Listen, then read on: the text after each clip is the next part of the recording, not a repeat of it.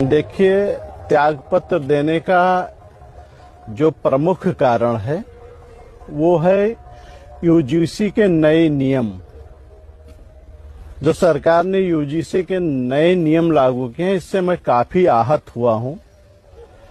और इसके अलावा जो शंकराचार्य जी के साथ अपमान हुआ है, बच्चे बटुक के साथ मारपीट, जूते चप्पल से मारपीट किया गया है, उन्हें अपमानित किया गया है, साधु संतों को मारा पीटा गया है मेला प्रशासन द्वारा, इससे भी मैं बहुत काफी आहत हूं। सरकार की कोई प्रतिक्रिया इन दोनों मामलों पर नहीं आया है, जिससे मुझे लगता है कि कहीं ना कहीं इसके पीछे सरकार का ही हाथ है। इससे मैं काफी आहत हूं। इस कारण मैं भाजपा के प्राथमिक सदस्यता से भी इस्तीफा दे रहा हूं।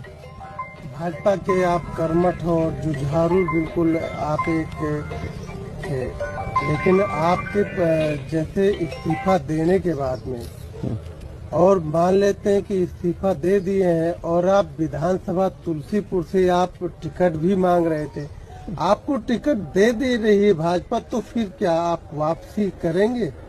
नहीं, देखिए, इस पर मैं स्पष्ट कहना चाहता हूं कि भाजपा अगर मुझे टिकट का प्रस्ताव दे भी, आकर के मुझे कहे कि आप टिकट ले लीजिए और चुनाव लड़िए, तब भी मैं अब घूम करके भाजपा की तरफ नहीं जाऊंगा।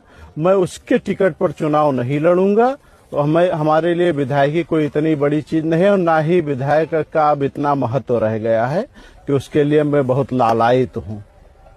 क्या आपके त्याग पत्र पर भाजपा पर बड़ी असर पड़ेगी या छोटी? देखिए, असर पड़ने की जहां तक बात है, तो मेरे एक व्यक्ति से तो हो सकता है असर ना पड़े, लेकिन मेरे विचारधारा के लाखों लोग हैं, ये बुनियाद हिला देंगे भाजपा की। भाजपा को हम लोग खींच करके 300 सीटों तक लेकर आए हैं। जब भाजपा के बगल कोई खड़ा नहीं होना चाहता था, फोटो नहीं खिंचाना चाहता था, थाने पर कुर्सियां हटा दी जाती हैं, तब से मैं भाजपा को लिए घूम रहा हूं। और आज भी मतलब हम जनसंघ से हमारा परिवार जुड़ा हुआ है, तो ये बुनियाद हिल जाएंगे। हमारे विचारधारा के लाखों लोग हैं।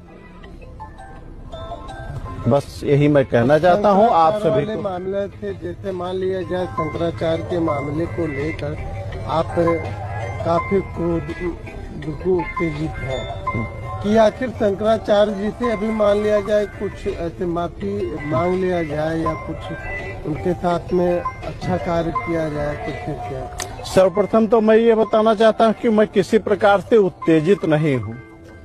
मैं पूरे विवेक के साथ कह रहा हूं।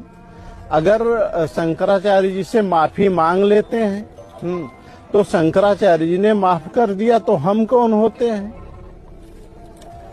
हालांकि ऐसा होगा नहीं, लगता नहीं हमको। उनके माफी से आप वापस आ सकते हैं क्या?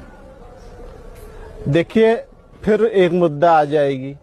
वापस आने ना आने की तो अलग बात है, लेकिन जैसे यूजीसी के नए नियमों की बात अगर कर लीजिए, तो यूजीसी के नए नियम से भी काफी आहत है। उसको पढ़िए एक बार आप लोग। उसको सरकार वापस लेगी तो हम वापस आ जाएंगे।